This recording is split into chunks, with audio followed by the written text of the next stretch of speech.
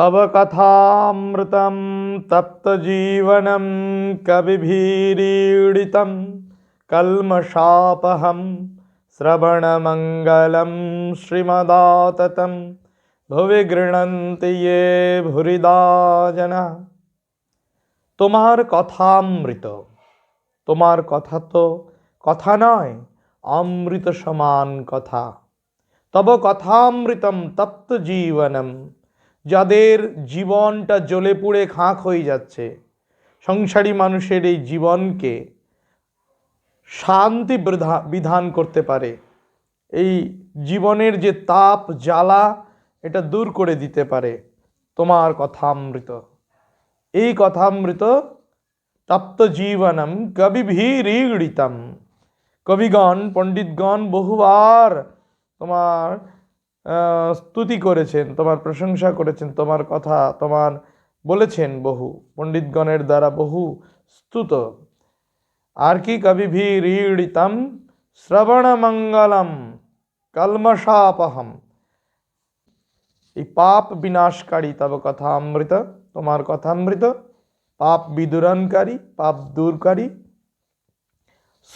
শোনা মাত্রে মঙ্গল, শ্রবণ মাত্রে মঙ্গল বিধানকারী। শ্রীমদাততম, সৌন্দর্যযুক্ত, সৌন্দর্য বিস্তৃত তোমার কথায় সর্বত্র আধ্যাত্মিকতা, পবিত্রতা অঙ্গে প্রত্যঙ্গে যুক্ত, মানে সেই কথার আষ্টেপৃষ্ঠে জড়িয়ে আছে সেই আধ্যাত্মিকতা, পবিত্রতা, ধর্মভাব। সুতরাং শ্রীমদ সেই ধর্মভাব বা আধ্যাত্মিকতা, পবিত্রতার সৌন্দর্য বিভূষিত, সৌন্দর্য বিস্তৃত। ভুবি গৃহণন্তি ইয়ে ভূরিদা জনা, যাঁরা এই পৃথিবীতে তোমার কথা পরিবেশন করেন, কথামৃত, তারা অনেক বড় দাতা, অনেক কিছু দান করেন জগতের কল্যাণের জন্য, জীবের উদ্ধারের জন্য, জীব কল্যাণের জন্য। দুঃখ পঙ্ক নিমগ্ন সংসারম দৃष्ट्वा জগৎ উদ্দিধীর্ষু ভগবান অবতরতি পৃথিব্যাম ইতি ভাবনা। সংস্কৃত ভাষায় এরকম ভাবনা আছে, দুঃখ পঙ্ক নিমগ্ন এই সংসারকে দেখে জগৎ উদ্দিধীর্ষু, জগৎ উদ্ধারে ইচ্ছুক ভগবান অবতীর্ণ হন, মানব শরীরে আসেন।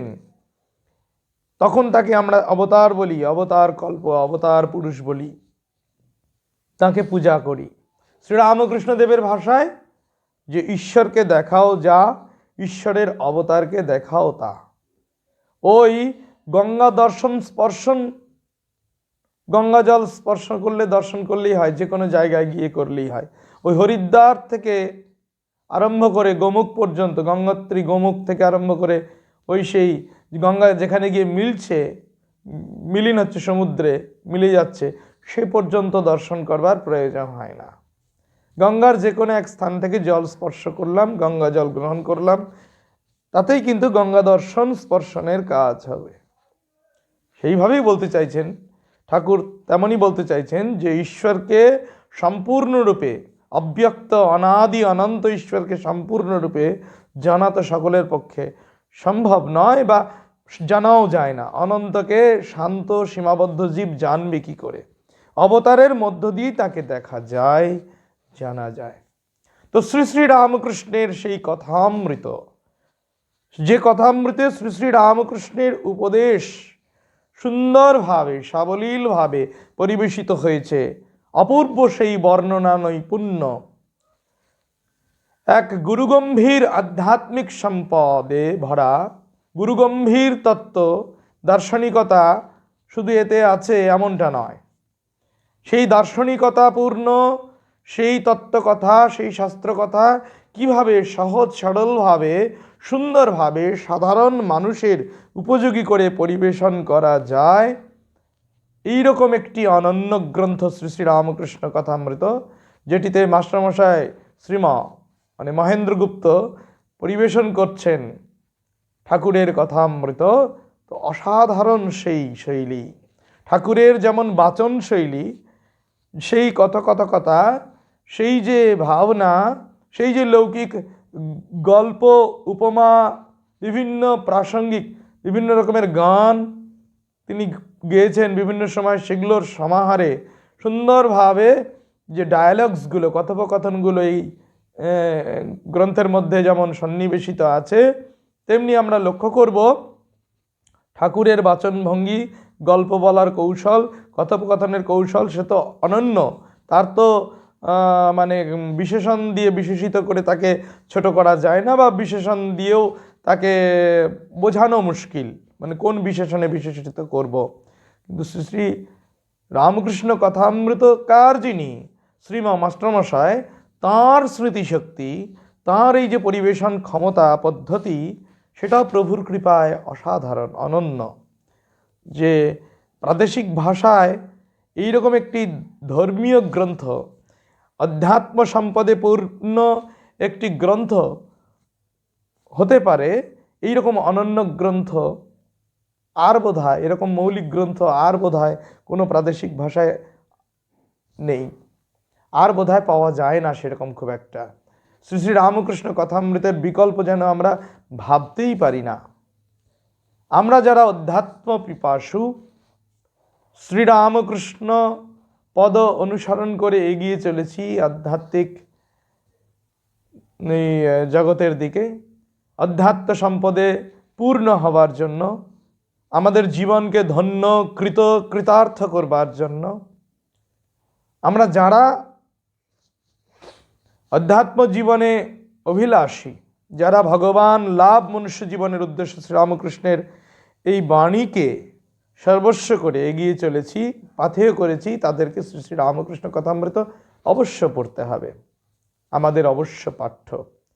শুধু রামকৃষ্ণ অনুরাগী ভক্ত শিষ্যদের জন্যই নয়, যে কোনো অধ্যাত্ম পিপাসু, আন্তরিকভাবে যারা আধ্যাত্মিকতা চাইছেন, ধর্মজীবন চাইছেন, পবিত্র জীবন যাপন করতে চাইছেন, ভগবানকে নিজের জীবনে উপলব্ধি করতে চাইছেন, পেতে চাইছেন, তাদেরকে শ্রী শ্রী রামকৃষ্ণ কথামৃত পড়তে হবে।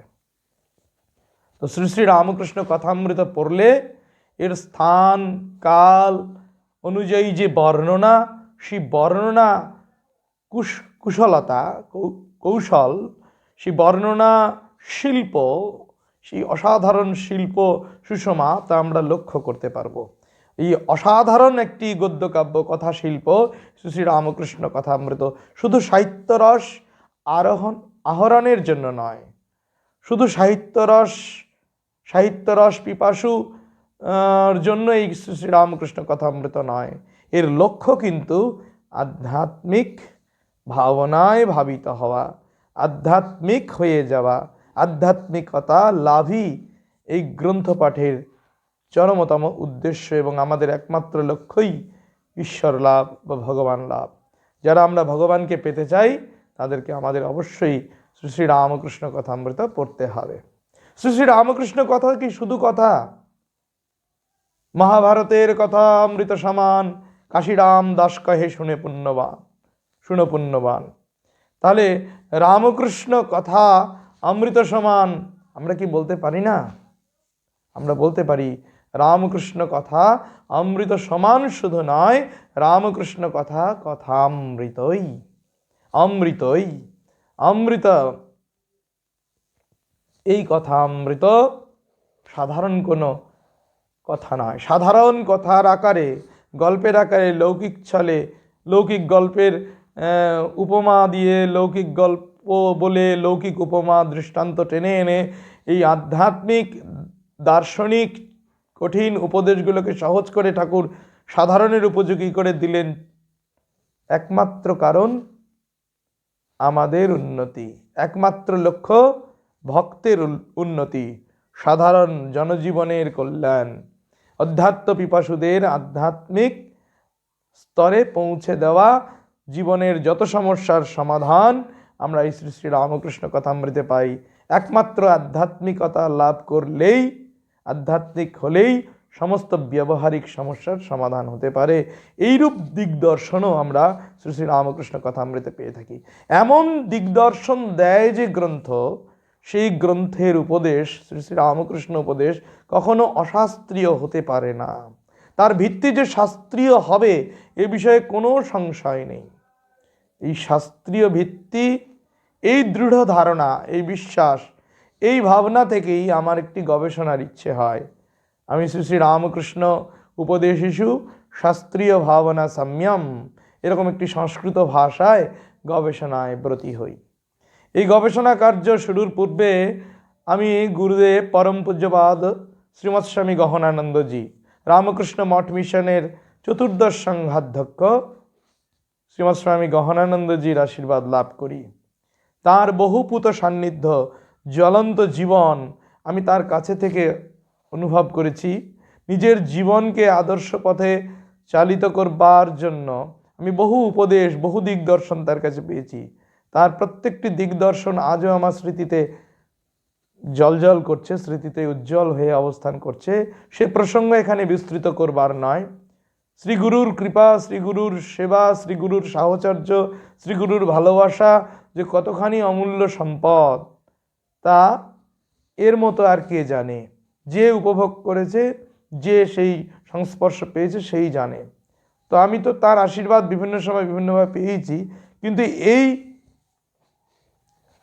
শাস্ত্র এবং কথামৃত বা ঠাকুরের উপদেশ এবং শাস্ত্র প্রমাণ এই বিষয়ে গবেষণা করবার আশীর্বাদ নিতে আমার কিন্তু সরাসরি সশরীরে সেখানে উপস্থিত হওয়া হয়নি।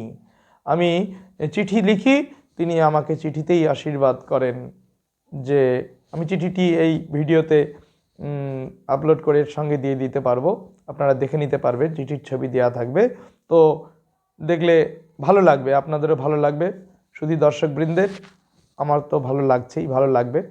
তো তিনি আশীর্বাদ করলেন, তার আশীর্বাদকে শিরোধার্য করেই আমি কিন্তু শ্রী শ্রী রামকৃষ্ণ উপদেশিষু শাস্ত্রীয় ভাবনা সাম্যম এই গবেষণা বিষয়টি নিয়ে কাজ করতে শুরু করি এবং গবেষণা বিষয়টিকে প্রকাশ করবার জন্য উঠে পড়ে লাগি।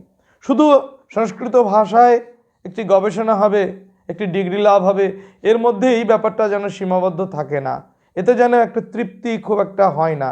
কিছুদিন হলো আমার মাথায় এসেছে যে এটিকে আমরা ইউটিউব চ্যানেল মাধ্যমে, একটি সোশ্যাল মিডিয়া ইউটিউব চ্যানেল বলতে পারি, এর মাধ্যমে আমরা দর্শকের কাছে পৌঁছে দিতে পারি, রামকৃষ্ণ ভক্ত অনুরাগীর কাছে পৌঁছে দিতে পারি, যাতে রামকৃষ্ণ ভক্ত অনুরাগীর অনুরাগ ভাব, রামকৃষ্ণ প্রীতি আরও দিন দিন বর্ধিত হয়, আমরা যাতে প্রত্যেকেই সমৃদ্ধ হতে পারি, এই ভাবনা নিয়ে এই ইউটিউব চ্যানেল প্রাণারাম বাংলা এই চ্যানেলের কর্ণধার পবিত্র কুমার সৌর মহোদয়ের সঙ্গে কথা বলি।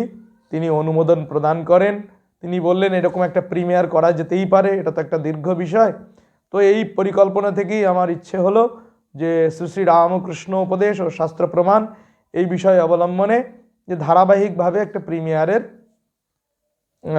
চেষ্টা করা যেতে পারে। তো সোম থেকে শুক্র প্রতিদিন বিকেল 4টা থেকে 5টা এই বিষয়ে একটি প্রিমিয়ার হবে। শ্রী শ্রী রামকৃষ্ণ উপদেশ ও শাস্ত্র প্রমাণ বিষয়ে সোম থেকে শুক্র প্রতি সপ্তাহে বিকেল 4টা থেকে 5টা এই প্রিমিয়ার চলবে। প্রাণারাম বাংলা ইউটিউব চ্যানেলের দর্শক, শুধু দর্শক, রামকৃষ্ণ অনুরাগী ভক্তবৃন্দ, অধ্যাত্ম পিপাসুদের প্রতি আবেদন, আপনারা এই প্রিমিয়ার অবশ্যই উপভোগ করবেন, আনন্দ লাভ করবেন, নিজেদের জীবনকে কৃতকৃতার্থ ধন্য করবেন। আমরাও সকলে ভগবানের সেবা পূজার অর্ঘ্য এই রূপে নিবেদন করে গঙ্গা জলে গঙ্গা পূজার মতো এইরকমভাবে পূজা সেরে আমিও কৃতকৃতার্থ হব। আপনারা আশীর্বাদ করবেন, প্রার্থনা করবেন ঠাকুরের কাছে, মায়ের কাছে, যেন আমি এ কাজে সফল হতে পারি। আপনাদের আশীর্বাদ, শুভেচ্ছা শিরোধার্য, সাষ্টাঙ্গ প্রণতি জানাই শ্রী শ্রী ঠাকুর, মা ও স্বামীজির রাতুল চরণ কমলে, রাতুল চরণে, আর পরম পূজ্যপাদ গুরুদেবের পাদপদ্মে আমার সাষ্টাঙ্গ প্রণতি নিবেদন করে আমি বিষয়ে প্রবেশ করতে চাইছি। তো শ্রী শ্রী রামকৃষ্ণ কথামৃত, তার যে উপদেশগুলো, এটা মূল বইটি, তো এর আধার, উপদেশের মূল বই হচ্ছে শ্রী শ্রী রামকৃষ্ণ কথামৃত। সেই উপদেশগুলোর অধিকাংশ বা প্রায় সম্পূর্ণই লৌকিক গল্প, লৌকিক কিছু উপমা, এগুলোকেও নিতে পারি অনেক সময়, অনেক সময় এগুলো বাদ যেতে পারে, কিন্তু মূল যে উপদেশগুলো, যেগুলো একজন আধ্যাত্মিক ব্যক্তির পক্ষে, একজন অধ্যাত্ম পিপাসু, একজন ধর্মজীবন লাভে ইচ্ছুক একজন ব্যক্তির পক্ষে কতখানি সহায়ক হতে পারে। যে উপদেশগুলি, সেই উপদেশগুলির আধার কিন্তু অবশ্যই সংস্কৃত শাস্ত্র, হিন্দু স্ক্রিপচার্স বা সনাতন ভারতীয় শাস্ত্রগুলি আমরা বলতে পারি, এর প্রমাণ দেওয়া যেতে পারে। উদাহরণ হিসেবে আমরা বলতে পারি যে ঠাকুর বিদ্যাসাগরের সঙ্গে কথোপকথন করছেন, শ্রী শ্রী রামকৃষ্ণ কথামৃতে আমরা পাই। তিনি বলছেন যে দেখো, তুমি ব্রহ্ম কখনো এঁটো হননি। তিনি বেদান্তে বিদ্যাসাগর মশাই বলছেন নতুন কিছু শুনলুম, নতুন শিখলুম, এরকম আগে কখনো শুনিনি। শাস্ত্রে আছে অবাং মানস গোচরম, অদ্বৈত বেদান্তে, বিশেষ করে বেদান্ত সার এই গ্রন্থেও আমরা পাই ব্রহ্ম প্রসঙ্গে অবাং মানস গোচরম, তার এই মঙ্গলাচরণ শ্লোকেও আছে। এই অবাং মানস গোচরম ব্রহ্ম সম্পর্কে বলা হয়েছে। বাক্য মনের অতীত, কেন উপনিষদ বলছে যত বাচ নিবর্তন্তে অপ্রাপ্য মনসাসা, যেখান থেকে মন ফিরে আসে, বাক্য ফিরে আসে, ইন্দ্রিয়ের অতীত, বাক্য মনের অতীত সেই পরব্রহ্ম, তাকে সাধারণ মানুষ এই মুখ দিয়ে, মুখটাও তো একটা ইন্দ্রিয়, বাঘ ইন্দ্রিয়, কি করে প্রকাশ করবে? অনন্তকে কি করে শান্ত করা যাবে? তার কখনো ইতি করা যায় না শ্রীরামকৃষ্ণের ভাষায়। তাই তিনি বলছেন বেদ পুরাণ প্রভৃতি গ্রন্থ এঁটো হয়ে গেছে, কতবার চর্বিত চর্বণ, কতবার এটা মুখে মুখে আলোচিত হয়েছে, কতজন আলোচনা করেছেন, কত দৃষ্টিভঙ্গি থেকে পরিবেশন করেছেন, কিন্তু ব্রহ্ম এর যে প্রতিপাদ্য, বেদান্তে প্রতিপাদ্য যে ব্রহ্ম বস্তু, এটাকে কেউ, বেদান্ত উপনিষদ অনেকেই বলেছেন, অনেকেই পড়েছেন, অনেকে পাঠ করেছেন, অনেকে পরিবেশন করেছেন, এই অনুযায়ী জীবন তৈরি করার চেষ্টা করেছেন অনেক সাধক, কিন্তু ব্রহ্ম কি বস্তু তা কেউ, কত উচ্চমার্গের সাধক, সিদ্ধ মহাপুরুষই হন না কেন, প্রকাশ করতে পারেননি। কারণ অনন্ত ব্রহ্মকে মুখে বলে প্রকাশ করা যাবে কি করে?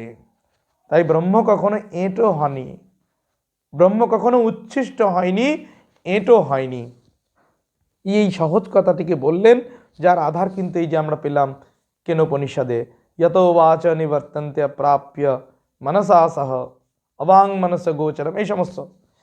এরকম আরও আমরা যদি লক্ষ্য করি যে ভগবান যুগে যুগে অবতীর্ণ হন, অবতার তত্ত্ব সম্পর্কে তিনি বলছেন, অনেক কথা উপদেশ দিচ্ছেন, তিনি অনেক কিছু শুনেছেন। ঠাকুর বলছেন তিনি বইটই বিশেষ পড়েননি, তার জীবনে অল্পই পড়া হয়েছে। কারণ ছোটোবেলায় তার জীবন যদি দেখি, তার শুভঙ্করী ধাঁধা লাগতো ছোটোবেলায়, পাঠশালার বিদ্যে, অল্প কোনো রকমে তিনি নিজের নাম স্বাক্ষর করতে পারতেন।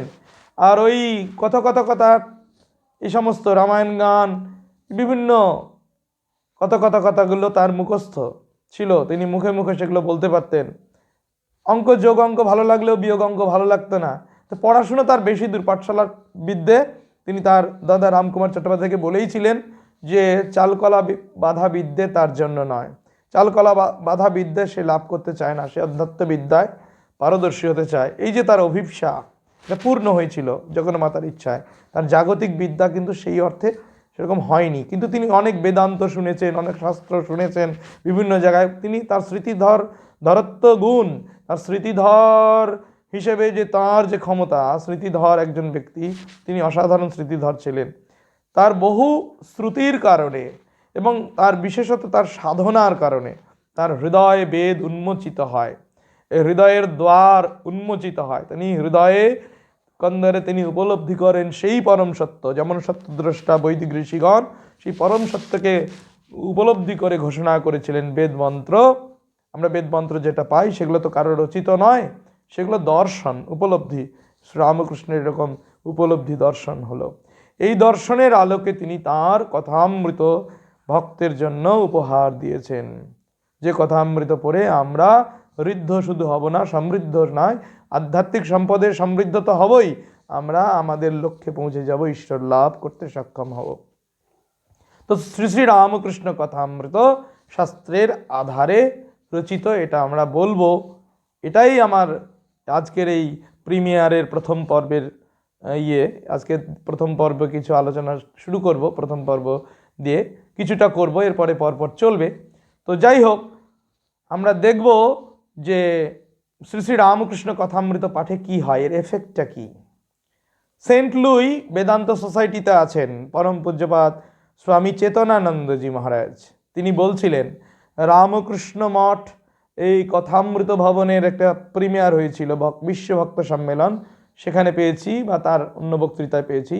তিনি বলছেন যে স্বামী মাধবানন্দজির কথা, এই যে রামকৃষ্ণ মঠ মিশনের নবম সংঘাধ্যক্ষ স্বামী মাধবানন্দজিকে স্বামী প্রমথানন্দজি বলে একজন বলছেন যে কোন একটি ছেলে রামকৃষ্ণ কথামৃত পড়ছে, সে সাধু হবে। মহারাজ বললেন যে সাধু হবে তো রামকৃষ্ণ কথামৃত, শ্রী শ্রী রামকৃষ্ণ কথামৃত পড়বার কি দরকার, সে স্বামীজি পড়ুক, স্বামীজির বাণী রচনা পড়লে এই সাধু হবার আদর্শটি বিষয়টি কি সেটা বুঝতে পারবে, সে তাহলে ভালো সাধু হতে পারবে। শ্রী শ্রী রামকৃষ্ণ কথামৃত পড়লে তো ভগবান লাভ হয়, ভগবান লাভ যদি হয়েই গেল সাধু হবার কি কোনো দরকার আছে? অসাধারণ একটি উক্তি, আমাদের মনে ছাপ রেখে যাওয়ার মতো, দাগ রাখার মতো, দাগ কেটে যাওয়ার মতো একটি অসাধারণ উক্তি করেছিলেন মহারাজ। তার নিজের উপলব্ধির আলোকে শ্রী শ্রী রামকৃষ্ণ কথামৃতটি আমাদের কাছে ধরা পড়ল। সত্যিই তাই, আমরা যদি দেখি শ্রী শ্রী রামকৃষ্ণ কথামৃত একটি অসাধারণ গ্রন্থ, অনন্য গ্রন্থ, যার আধ্যাত্মিকতার পরিমাপ করা, তার আধ্যাত্মিকতায় গ্রন্থ পাঠে যে আধ্যাত্মিকতা লাভ হবে বিষয়ে কোনো সন্দেহ নেই, এর পরিমাপ করা আমাদের পক্ষে, সাধারণের পক্ষে দুঃসাধ্য। এর মধ্যে কি পরিমাণ অধ্যাত্ম সম্পদ লুকিয়ে আছে, এই সম্পদকে আমাদের আহরণ করতে হবে। আমরা কিভাবে সেই সম্পদকে আমাদের জীবনে, দৈনন্দিন জীবনে কাজে লাগাবো, জীবনটাকে তৈরি করব, সেটা আমাদের ওপর নির্ভর করছে, আমাদের যোগ্যতার উপর নির্ভর করছে, আমাদের ঐকান্তিক প্রচেষ্টা আকাঙ্ক্ষার উপর নির্ভর করছে। আমরা কিভাবে শ্রী শ্রী রামকৃষ্ণ কথামৃতকে নিজের জীবনে গ্রহণ করব এবং প্রয়োগ করব, যথাসাধ্য প্রয়োগ করব। সুতরাং আমাদেরকে এটা করতেই হবে। আমাদের যদি ভগবানকে পেতে হয়, আমাদেরকে যদি ভগবানের কাছে সান্নিধ্য পেতে হয়, জীবনে শান্তি, যেটা বলছি, জীবনে যদি শান্তি লাভ করতে হয়, শ্রী শ্রী রামকৃষ্ণ কথামৃত পড়ে আমাদের সংসার দাবানলে দগ্ধ মানুষের প্রাণে শান্তি আনতে হবে। মানুষের যত জ্বালা, জাগতিক জ্বালা, অনিত্যম অসুখম লোকম ইমাম প্রাপ্য ভজস্ব মাম, গীতা মুখে বলছেন ভগবান শ্রীকৃষ্ণ অর্জুনকে, সেই অনিত্য অসুখকর এই লোক জগৎ, একে পেয়ে তুমি সুখের আশ্রয়স্বরূপ আমাকে ভজনা করো, ভগবানকে লাভ করার চেষ্টা করো, তাহলে এই অসুখ, এই দুঃখ, এই কষ্ট, এই অনিত্যতা, জগতের জনিত যে জ্বালা যন্ত্রণা, তার হাত থেকে অবশ্যই রেহাই পাবে। এই ভগবান বলছেন, এ বিষয়ে কোনো সংশয় নেই। তাই কথামৃত গীতার সমানতন্ত্র বললেও এটা ভুল হবে না। এই আধুনিক কালে, এই কলিকালে, কলিযুগে, এইরকম সময়ে শ্রী শ্রী রামকৃষ্ণ ছিলেন যুগাবতার, এবং তার প্রচারিত ধর্মমত সর্বধর্ম সমন্বয়, এই যে ভাবনা এই গ্রন্থে রয়েছে, যে মত পথেরই হই না কেন, যে ভাবনারই হই না কেন, শ্রী শ্রী রামকৃষ্ণ পথ সকলেরই কি বলবো, আগে চলার, এগিয়ে চলার পথ দেখিয়ে দিতে পারে, পথের সন্ধান দিতে পারে। তো শ্রী শ্রী রামকৃষ্ণ কথামৃত যেন গীতার সমানতন্ত্র। গীতা যেমন একজন সাধকের পক্ষে নিত্যপাঠ্য, শ্রী শ্রী রামকৃষ্ণ কথামৃত তেমনি। তো এই কথামৃত যদি পড়ি, ওই চেতনানন্দজি মহারাজজি বলছিলেন যে তিনি একসঙ্গে 50 পাতা পড়তে পারতেন, কয়েক ঘন্টা পর পর শুধু ডায়ালগসগুলো পড়ে যেতেন।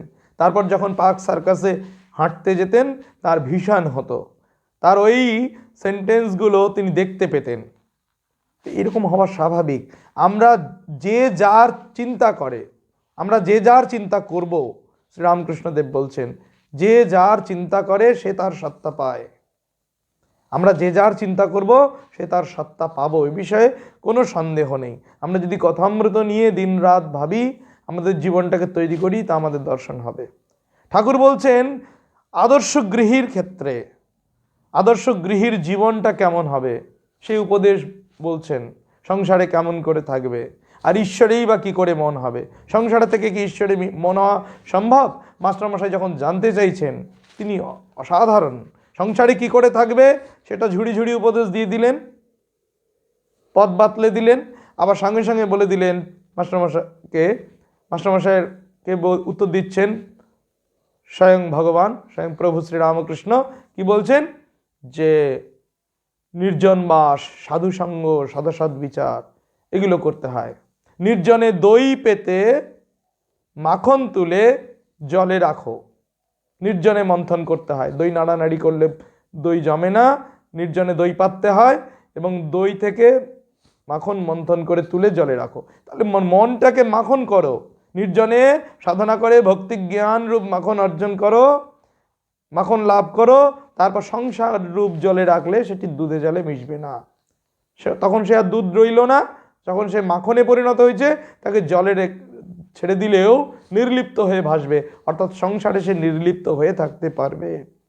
এই যে পথ তিনি বাতলে দিলেন, শুধু এটা তো পথ নয়, তার নিজের জীবন থেকে উপলব্ধ সত্য, পরম সত্যকে তিনি উদ্ঘাটিত করলেন।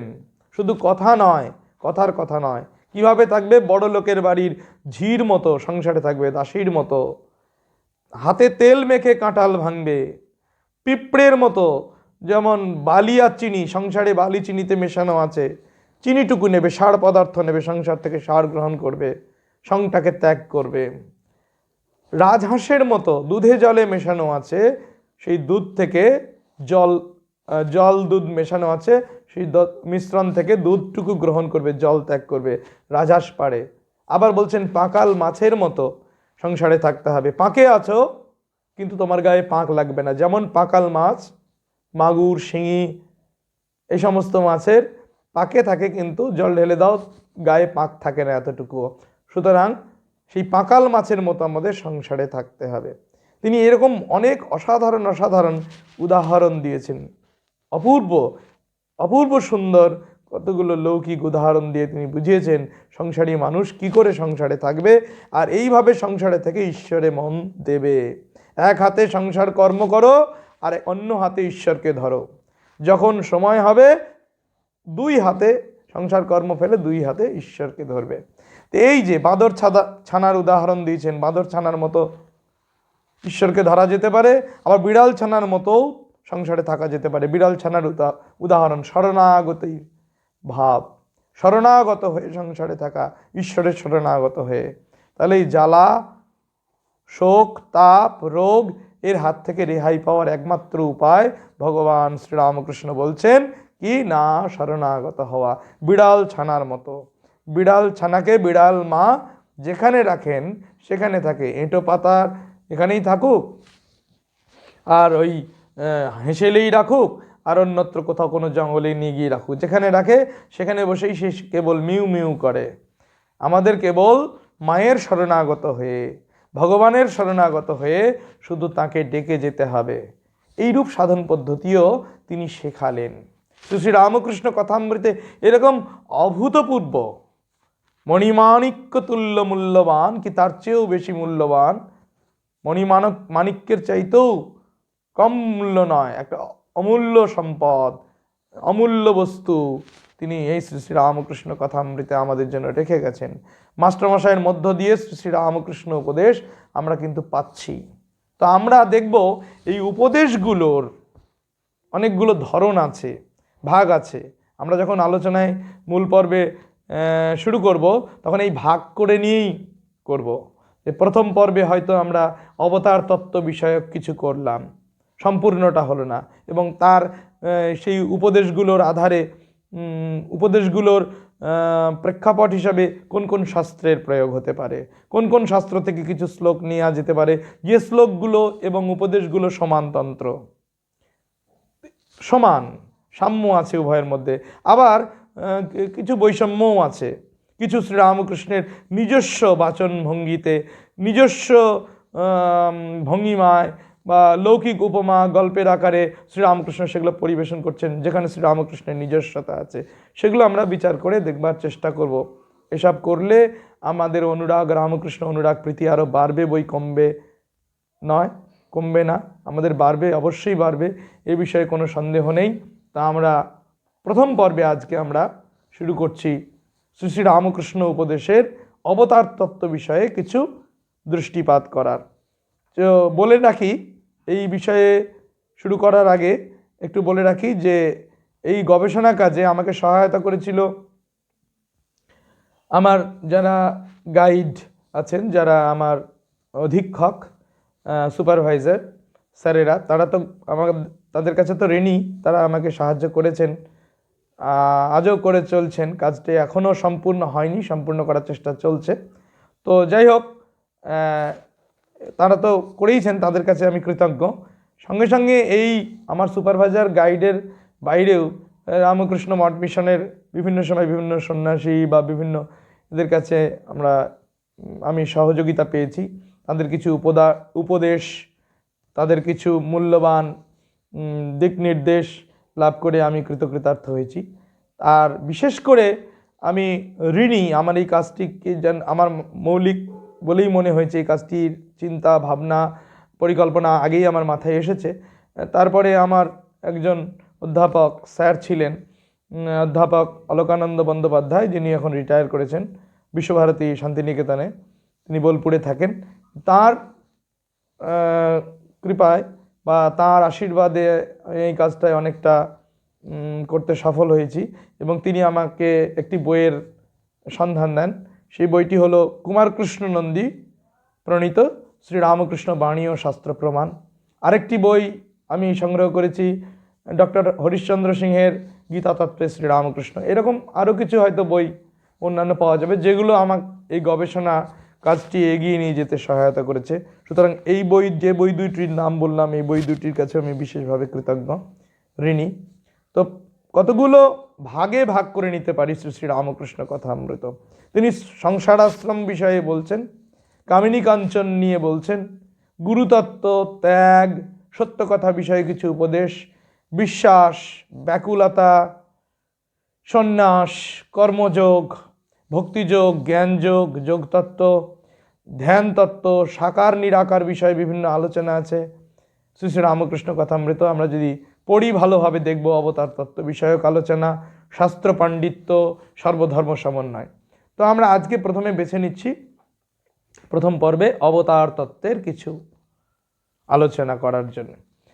তো আমরা দেখব যে অবতার তত্ত্ব পরিবেশন করতে গিয়ে শ্রীরামকৃষ্ণ কিভাবে বলছেন যে অবতার কে বা কি, অবতারের প্রয়োজন কেন, একদম যেন শাস্ত্রের আধারে তিনি বলছেন।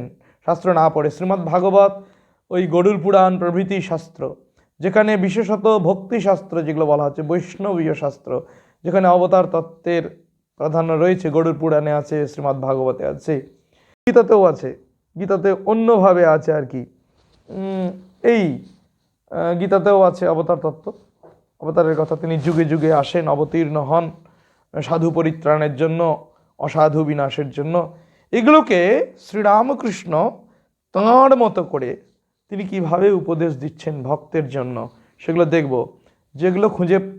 যে উপদেশগুলোর আধার হিসেবে আমরা কিন্তু খুঁজে পাবো ওই শাস্ত্র, ওই সনাতন শাস্ত্র, সংস্কৃত হিন্দু শাস্ত্রসমূহ। আমরা সেটা দেখার এখন চেষ্টা করব।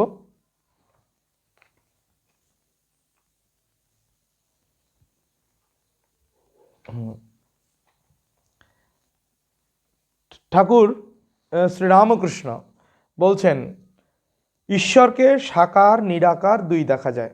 আমরা শ্রী শ্রী রামকৃষ্ণ কথামৃত খুঁজেও কিন্তু এটা পেতে পারি।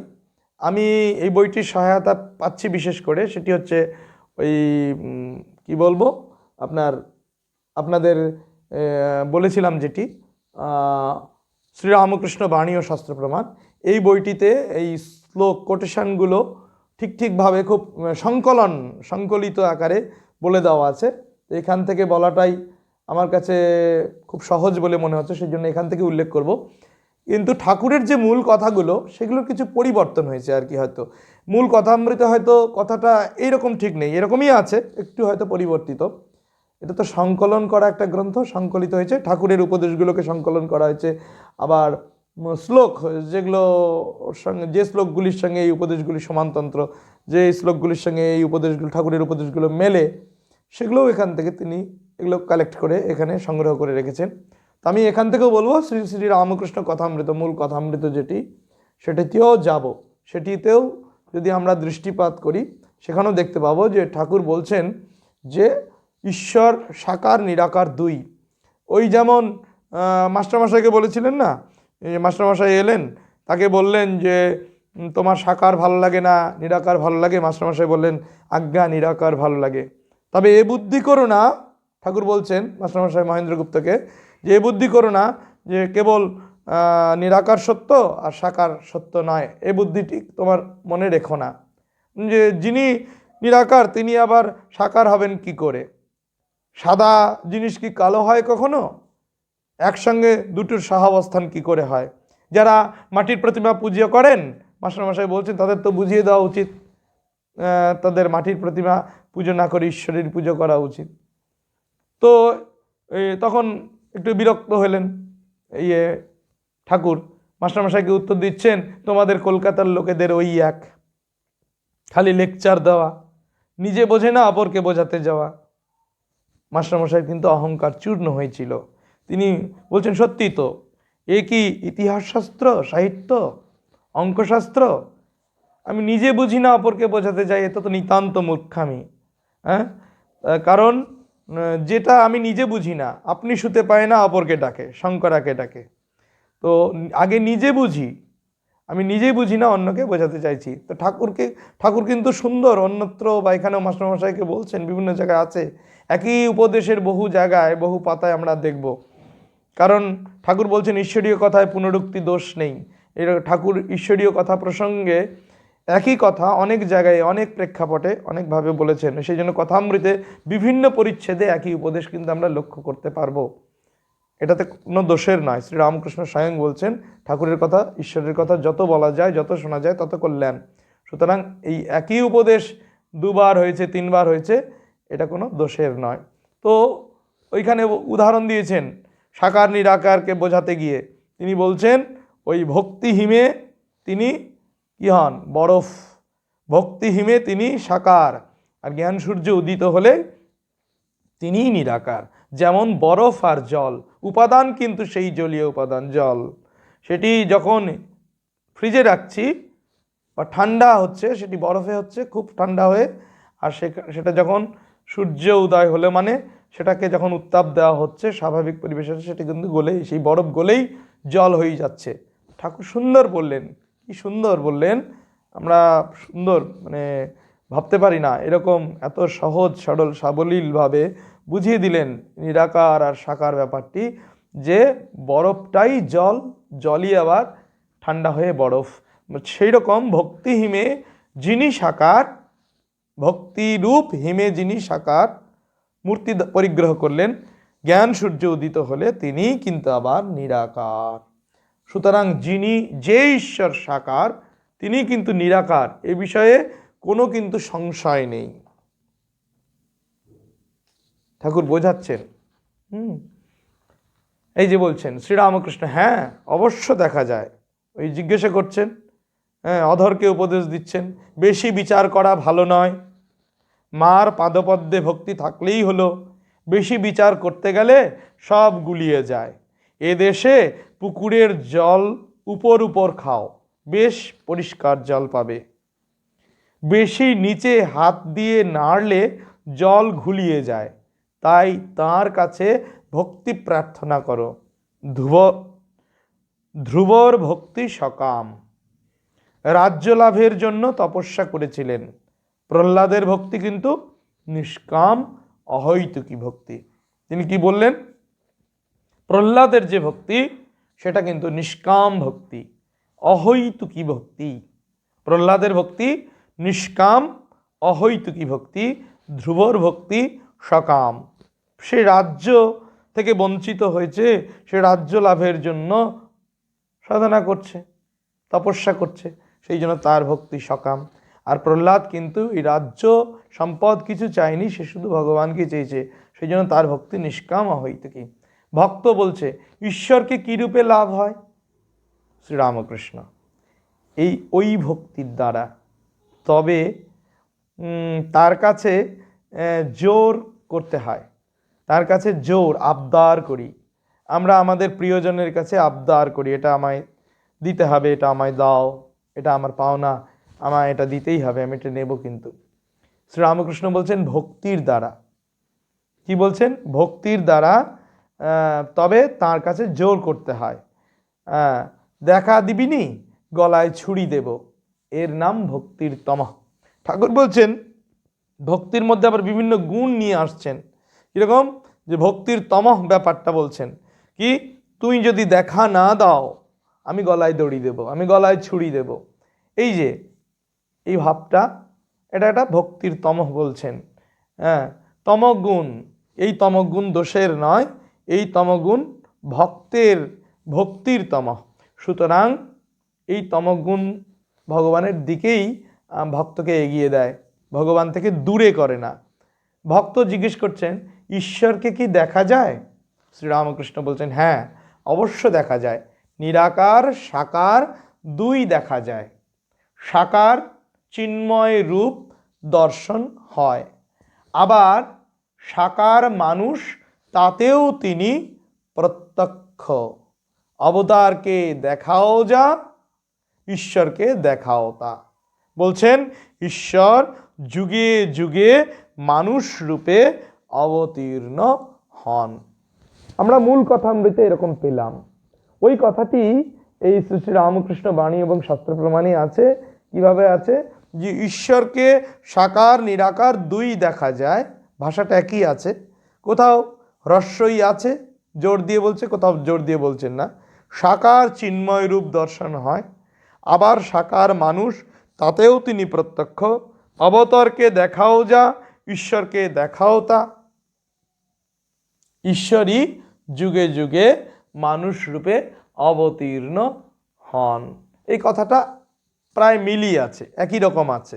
এরকম অনেক উপদেশ আছে যেখানে উপদেশগুলো একটু, এই কথাটি একটু মূল কথামৃতের সঙ্গে এই সংকলন গ্রন্থের কিছু উপদেশের মধ্যে কিছু সামান্যতম একটু পার্থক্য ভাষাগত, সামান্যতম, কিন্তু মূল ভাবটা, মূল বিষয়টা কিন্তু একই। এই হলো ঠাকুরের উপদেশ আমরা পেলাম।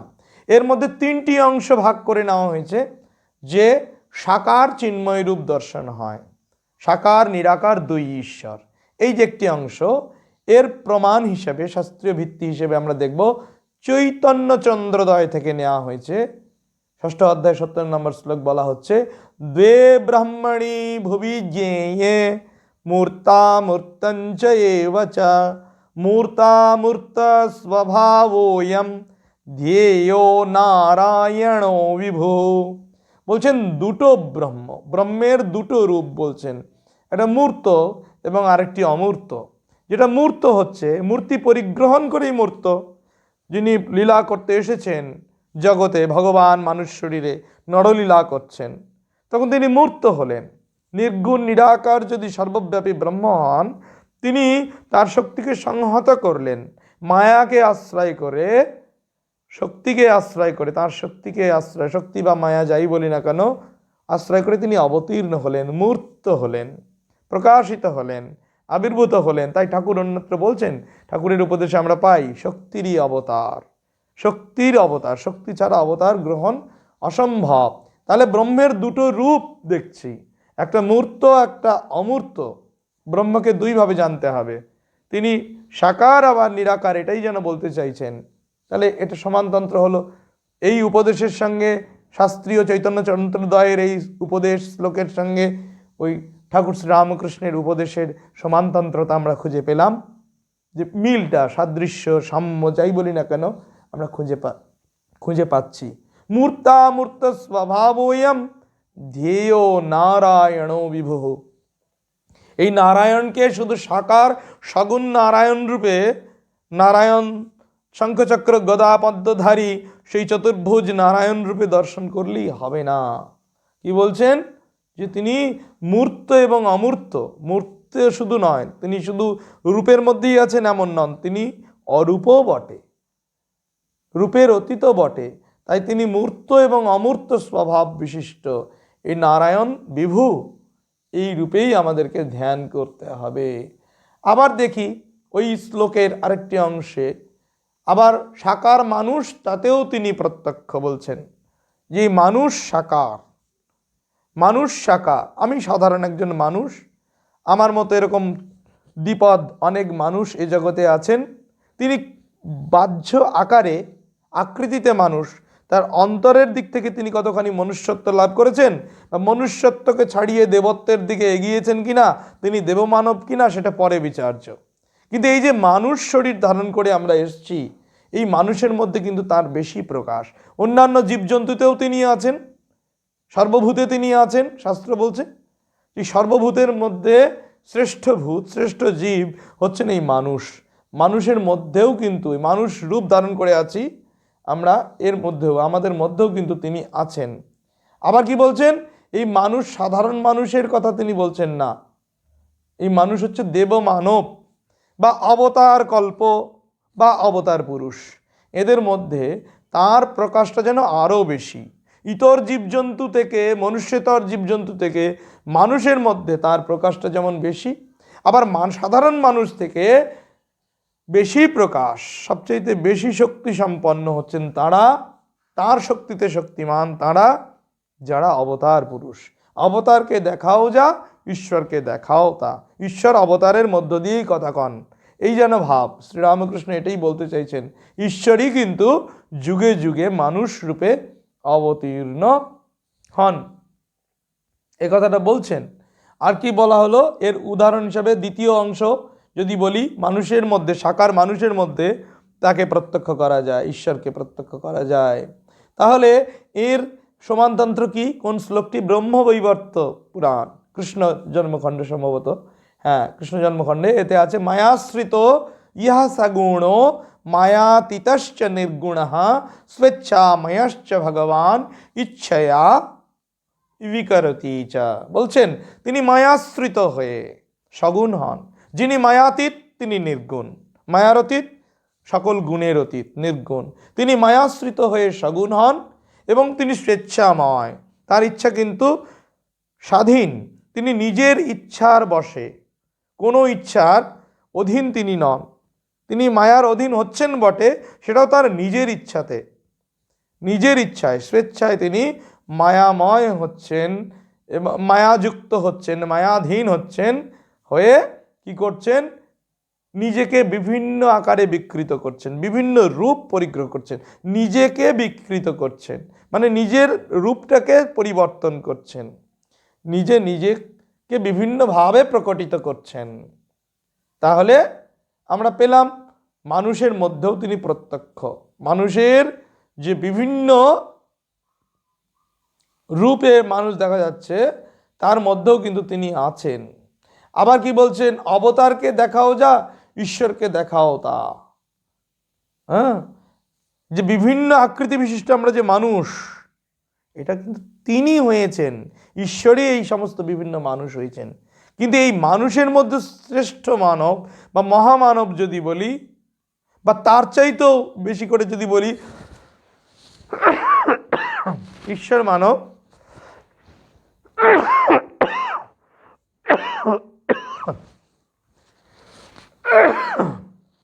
এই ঈশ্বর মানব যিনি, ঈশ্বর মানব বা দেব মানব, এই দেব মানবের মধ্যেও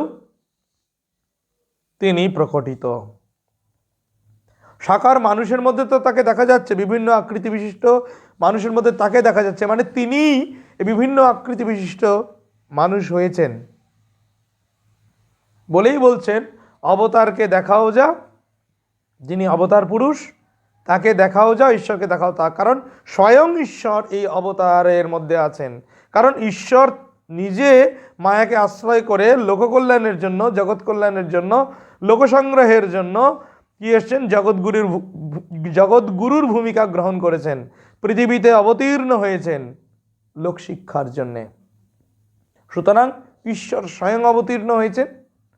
অবতারকে দেখলে, অবতারের ভিতরে যিনি আছেন ঈশ্বর, তাকে দেখাও যায়, অবতারের মধ্য দিয়ে ঈশ্বরকে দেখা যায়। ঈশ্বর কিন্তু যুগে যুগে মানুষরূপে অবতীর্ণ হন। যে পরিত্রাণায় সাধূনাম বিনাশায় চ দুষ্কৃতাম ধর্ম সংস্থাপনার্থায় সম্ভবামি যুগে যুগে, এই যুগে যুগে অবতীর্ণ হন আমরা গীতায় পেলাম। তাহলে শ্রীমদ্ ভগবদ্ গীতার এই উপদেশের সঙ্গে ঠাকুরের বলা এই উপদেশ মিলল, সমানতন্ত্র। কিছু পার্থক্য কি, যে ঠাকুর কিছু কিছু জায়গায় নিজের মতো করে বলছে, নিজের গল্প বলে নিজে কিছু দৃষ্টান্ত উদাহরণ এনে বলছেন, যেগুলো সবগুলো আমরা অবিকল কিন্তু শাস্ত্রে সেভাবে নাও পেতে পারি, পাই না, অনেক জায়গায় পাই না। সুতরাং আমাদের খুঁজতে হবে সাম্যটা শুধু আক্ষরিক সাম্য নয়, আক্ষরিক অর্থে শ্লোকের সঙ্গে উপদেশের সাম্য এরকম নয়, সাম্যটা ভাবসাম্য, আমাদের ভাবসাম্য খুঁজতে হবে। এর ভাবটা কি, বিষয়বস্তুটা কি, এর উদ্দেশ্যটা কি, সেটা দেখব। সেই নিরিখে যদি বিচার করি তাহলে শ্রীরামকৃষ্ণ উপদেশ কখনোই অশাস্ত্রীয় হতে পারে না। শ্রীরামকৃষ্ণ উপদেশ নিয়ে এখন রামকৃষ্ণ বিরোধী কিছু মতবাদ আছে, যারা শ্রীরামকৃষ্ণদেবকে অনেকেই অবতার বলে গ্রহণ করেন না, হ্যাঁ, যারা শ্রীরামকৃষ্ণের উপদেশকে প্রামাণিক বলে স্বীকার করেন না, এরকম আছে, থাকতেই পারে। কারণ বহুমত বহু পথের দেশ, যখন এই নানা দেশ, নানা জাতি, নানা ভাব, নানা রুচি, তো এই দেশে মানুষের চিন্তা ভাবনারও স্বাধীনতা আছে, মানুষ বিভিন্ন রকম বলছে। কেউ যদি অশাস্ত্রীয় বলে থাকে, তাদেরকে প্রমাণ হিসেবে আমরা কিন্তু এটা উপস্থাপন করতে পারবো যে ঠাকুরের কথার আধার কিন্তু শাস্ত্র। ঠাকুরের কথাগুলো শুধু কথা নয়, এগুলো কথামৃত। আমাদের অধ্যাত্ম জগতে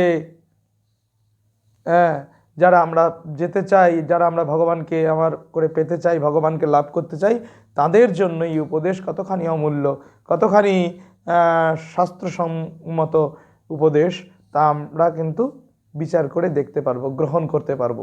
এই বিচার করার সুবিধার জন্য বা ঠাকুরের উপদেশগুলোকে আরও কংক্রিটভাবে, মানে দৃঢ়ভাবে আমাদের ধারণা করতে সহায়তার জন্যই আমরা এই প্রচেষ্টা করছি, ঠাকুরের কথামৃত, ঠাকুরের এই উপদেশামৃতকে শাস্ত্রীয় প্রমাণ করবার চেষ্টা করছি আমরা।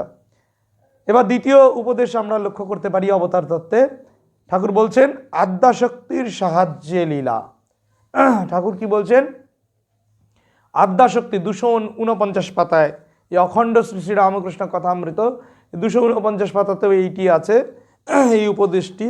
আবার কোথাও বলছি 463 পাতায়। আমি বললাম একই উপদেশ বিভিন্ন জায়গায় বিভিন্ন সময় শ্রীরামকৃষ্ণদেব বলেছেন, কারণ ঈশ্বরীয় কথায় পুনরুক্তি দোষ নেই।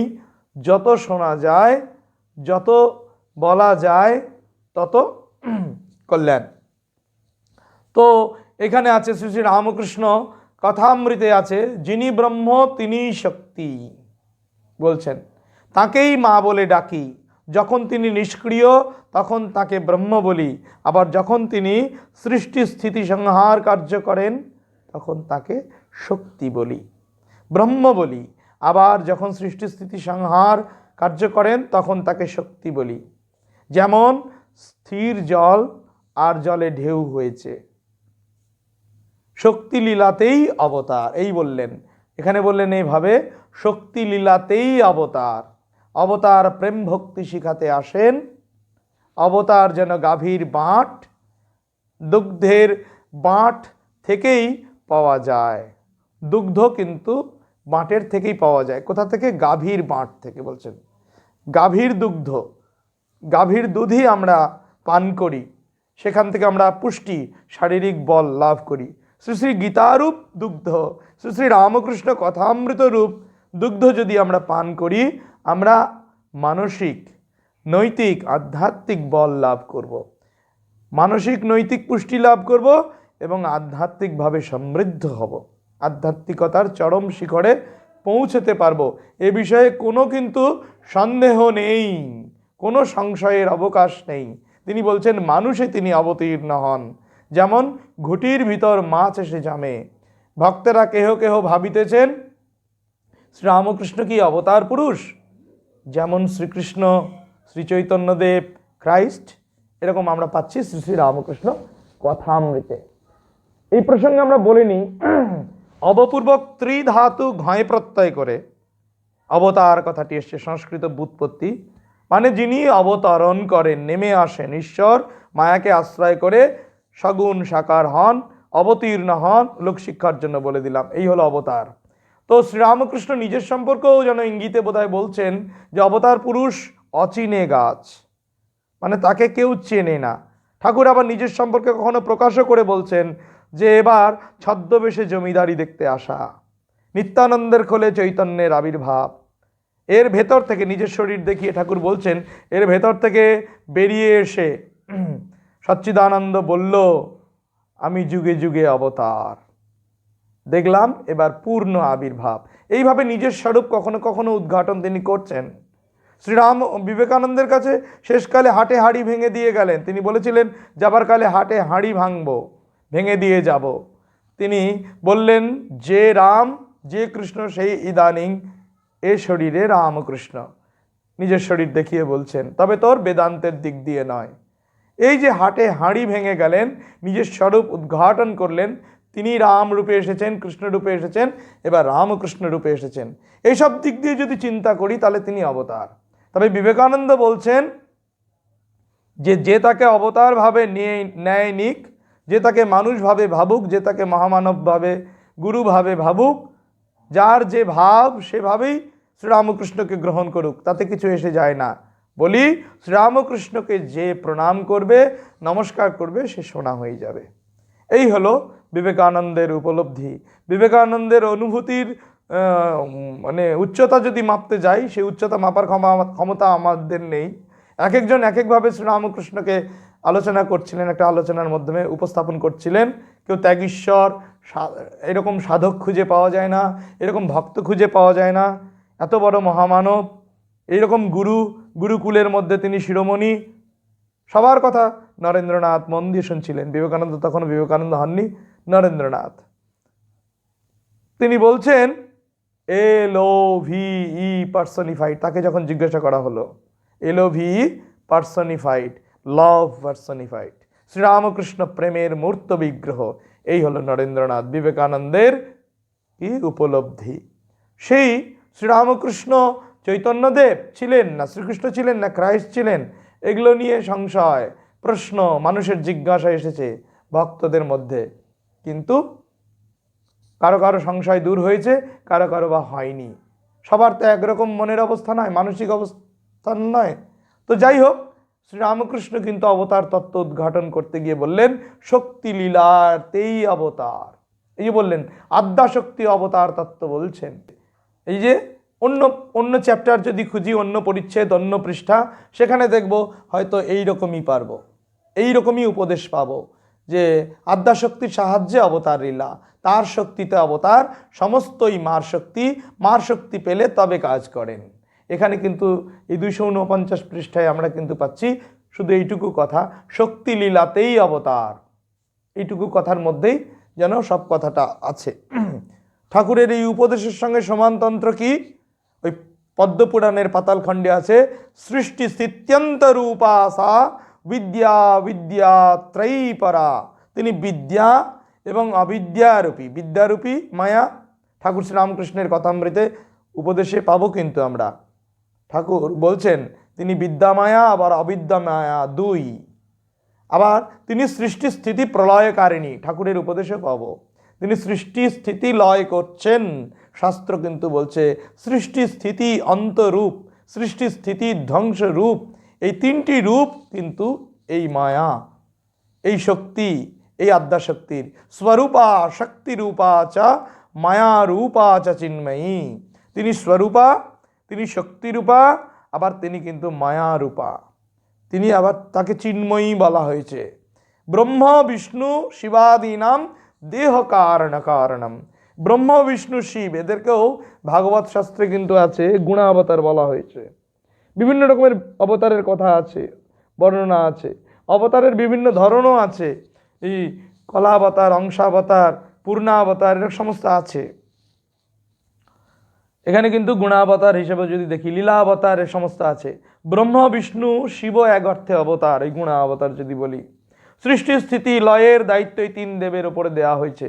ব্রহ্মা সৃষ্টি করবেন, বিষ্ণু পালন করবেন, শিব স্বয়ং সংহার করবেন। এই সবগুলোই প্রয়োজন এই জগতের জন্যে। এটাই জগতের নিয়ম, এই পৃথিবীর নিয়ম। এই পৃথিবীতে কিন্তু সব হবে সৃষ্টি স্থিতি লয়। সৃষ্টি স্থিতি লয় ছাড়া খেলা জমে না, মহামায়ার খেলা জমে না। এই মহামায়ার খেলাতেই, মহামায়ার লীলাতেই কিন্তু ব্রহ্মা বিষ্ণু শিবের দেহ ধারণ হচ্ছে, মহামায়ার ইচ্ছাতেই, আদ্যাশক্তির ইচ্ছাতেই। যেটা আমি ব্যাখ্যা করলাম, যেটি আমি বললাম, এই সমস্ত জগৎ চরাচরটাই কিন্তু আদ্যাশক্তি মহামায়ার লীলাক্ষেত্র। মহামায়ার লীলা ছাড়া, আদ্যাশক্তির লীলা ছাড়া এই জগতে এই সমস্ত সম্ভব নয়, কখনোই হতে পারে না। আবার বলছেন মার শক্তি পেলে তবেই কাজ করে, তাহলে মায়ের শক্তিতেই সব হচ্ছে, আদ্যাশক্তির শক্তিতেই সব হচ্ছে। ঠাকুরের উপদেশের সঙ্গে এই পদ্মপুরাণের এই উপদেশটির কিন্তু ভাবসাম্য আমরা খুঁজে পেলাম। আবার দেখুন এখানে বলছে কালীবাড়িতে, ঠাকুর বলছেন কালীবাড়িতে আগে যে খাজাঞ্চি ছিল, এটি কথামৃতে আছে, অন্য পৃষ্ঠায় আছে, এটি 249 পাতায় নেই, যে সে কেউ কালীবাড়িতে আগে যে খাজাঞ্চি ছিল সে কেউ বেশি রকম চাইলে বলতো 2-3 দিন পরে এসো, মালিকের অনুমতি ছাড়া কাউকে দিতে পারবে না, মালিককে জিজ্ঞাসা করবে। কলকির শেষে কলকি অবতার হবে, অন্য প্রসঙ্গ, আরেক প্রসঙ্গে বলছেন কলির শেষে কলকি অবতার হবে, ব্রাহ্মণের ছেলে সে কিছু জানে না, হঠাৎ ঘোড়া আর তরবার আসবে। ঠাকুর কিন্তু অন্যত্র বলছেন, ঠাকুরের কথামৃতে এরকম এই উপদেশই আছে, আরও একটু অন্যভাবেও আছে। বললাম ভাষাগত কিছু পার্থক্য আছে, কিন্তু মূল বিষয়টা হচ্ছে যে কলকি অবতার কলির শেষে দুষ্টের দমনের জন্য ঘোড়া তরবার নিয়ে আসবে, তরবার হাতে ঘোড়ায় চেপে আসবে। শাস্ত্র কি বলছে? শ্রীমদ্ ভাগবতে কি পাচ্ছি? এই সম্ভল গ্রাম মুখ্যস্য ব্রাহ্মণস্য মহাত্মনঃ ভবনে উষ্ণু যশসা কল্কি প্রাদুর্ভবিষ্যতি অশ্বম আশুগমারুহ্য দেবদত্তম জগৎপতি আসিনা অসাধু দমনম অষ্টৈশ্বর্য গুণান্বিতঃ। এইভাবে শাস্ত্র প্রমাণ পাচ্ছি। আজকে এইটুকুই, এখানেই বিরতি দিচ্ছি। এই অবতার তত্ত্ব যতটুকু আলোচনা আজকে হলো, উপদেশের যে যে অংশগুলো, যে শ্লোকগুলো নিয়ে যেখানে শেষ হলো, এখান থেকেই আবার শুরু করব, চেষ্টা করব দ্বিতীয় পর্বে আবার কিছু আলোচনা করবার। আজকে প্রথম পর্ব এই পর্যন্ত।